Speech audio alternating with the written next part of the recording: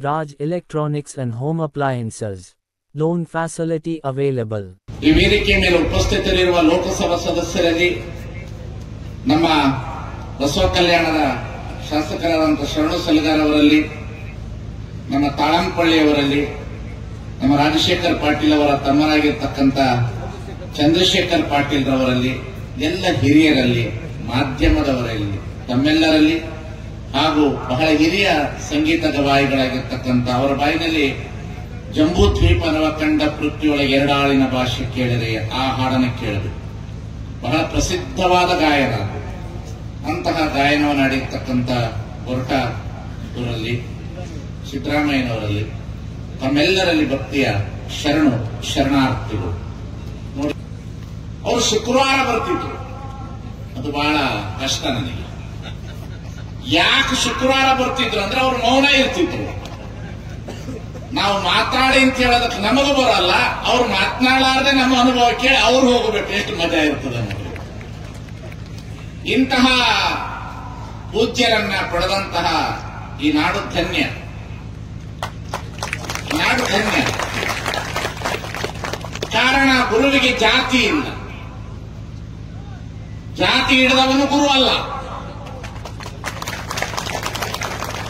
ಯಾರು ಜಾತಿಯನ್ನೇ ಹಿಡಿದು ಮಾತನಾಡ್ತಾರೆ ಅವರು ಗುರುಗಳಲ್ಲ. ಜಾತಿ ಎಂದೆಂದೂ ಇರಬಾರದು ಗುರುವಿನಲ್ಲಿ. ಸ್ವಾರ್ಥ ಇರಬಾರದು. ಯಾಕೆಂತ ಹೇಳಿದ್ರೆ ನಿಜಗುಣ ಶಿವಯೋಗಿಗಳು ಗುರುವಿನ ಕ್ವಾಂಟಿಟಿ ಕ್ವಾಲಿಟಿ ಹೇಳ್ತಾರೆ. ಗುರು ಅಂದ್ರೆ ಯಾರು? ಕರುಣೆ, ಸತ್ಕಲೆ, ಶಾಸ್ತ್ರ ಪರಿಣತೆ, ಸುಮಕುತ್ವ, ಸುಗುಣ, ಸುಜ್ಞಾನ, ನಿರಾಸೆ, ಸೌಂದರ್ಯತ್ವ. ಇದರೊಳಗೆ ಎಲ್ಲಾದರೂ ಗುರುನೂ ಇಲ್ಲ, ವಿರಕ್ತನೂ ಇಲ್ಲ. ಈ 8 ಶಬ್ದಗಳನ್ನು ಪಾತ್ರಿನೂ ಇಲ್ಲ, ಮೌಲಿನೂ ಇಲ್ಲ. ಈ 8 ಶಬ್ದಗಳಲ್ಲಿ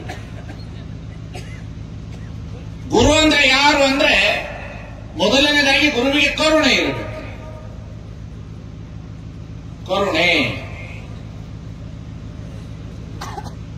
ಈ ಕರುಣೆ ಅನ್ನತಕ್ಕಂಥದ್ದಿದ್ರೆ ಮಾತ್ರ ಇಷ್ಟು ಜನ ಇರ್ತಾರೆ.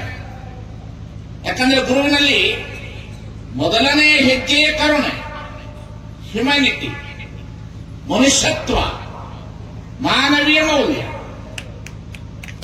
ಇದು ಮೊದಲನೇ ಹೆಜ್ಜೆ ಗುರುವಿನಲ್ಲಿ. ಯಾಕೆ ಆ ಗುರು ಅನ್ನತಕ್ಕಂಥ ಶಬ್ದವನ್ನ ಮೊಟ್ಟ ಮೊದಲನೇ ಯಾಕೆ ಕರುಣೆ? ಕರುಣೆ ಯಾಕಿರಬೇಕು? ಬಸವಣ್ಣನವರಲ್ಲಿ ಆ ಕರುಣೆ ಇತ್ತು, ಬುದ್ಧನಲ್ಲಿ ಆ ಕರುಣೆ ಇತ್ತು, ಮಹಾವೀರನಲ್ಲಿ ಆ ಕರುಣೆ ಇತ್ತು, ಸ್ವಾಮಿ ವಿವೇಕಾನಂದರಲ್ಲಿ ಆ ಕರುಣೆ ಇತ್ತು, ರಮಣ ಶ್ರೀಗಳಲ್ಲಿ ಆ ಕರುಣೆ ಇತ್ತು, ಅರವಿಂದರಲ್ಲಿ ಆ ಕರುಣೆ ಇತ್ತು. ಧಾರವಾಡದ ಮುತ್ತಂಜಯ ಅಪ್ಪಗಳು ಪ್ರಸಾದ ನಿಲಯದಲ್ಲಿ ಪ್ರಸಾದವನ್ನು ಎಡೆ ಮಾಡಿದ ಮೇಲೆ ಮಕ್ಕಳಿಗೆಲ್ಲರನ್ನ ನೋಡಿಕೊಂಡು ಪರಮಾತ್ಮರು ಕುಳಿತಿದ್ದಾರಪ್ಪ ಪ್ರಸಾದ ಮಾಡಲಿಕ್ಕೆ ಅನ್ನತಕ್ಕಂಥ ಕರುಣೆ ಇತ್ತು ಅನ್ನತಕ್ಕಂಥದನ್ನ ಮೊಟ್ಟ ಮೊದಲನೇದಾಗಿ ಗುರುವಿನಲ್ಲಿ ಬರಬೇಕಾಗಿರ್ತಕ್ಕಂಥದ್ದು. ನೋಡಿ, ನಾನು ಬಹಳ ಏಕಮಾರ್ ದೋ ತಕ್ಕಡ. ನನ್ನ ಸ್ವಭಾವನೆ ಹಂಗೆ. ಏನ್ ಹೇಳ್ತಾರೆ ಬಸವಾದಿ ಪ್ರಮುಖರು ಅದನ್ನು ಹೇಳೋದು. ಬಹಳ ಜನ ಕೇಳಿದ್ರು, ಬಸವಭಾವ ಪ್ರಶಸ್ತಿಯನ್ನ ಪಟ್ಟದೇವರ ಮಠದಲ್ಲಿ ಸ್ವೀಕರಿಸ್ತಾ ಇದ್ದೀರಲ್ಲ, ನಿಮಗೇನು ಅನಿಸುತ್ತೆ ಅಂದ್ರು. ನಾನದು ಪಟ್ಟದ ದೇವರ ಮಠದಲ್ಲಿ ಸ್ವೀಕರಿಸ್ತಿಲ್ಲ, ತಾಯಿಯ ಹೃದಯದ ಕೈಯಲ್ಲಿ ಸ್ವೀಕರಿಸ್ತಾ ಇದ್ದೇನೆ ಅಂತಕ್ಕಂಥ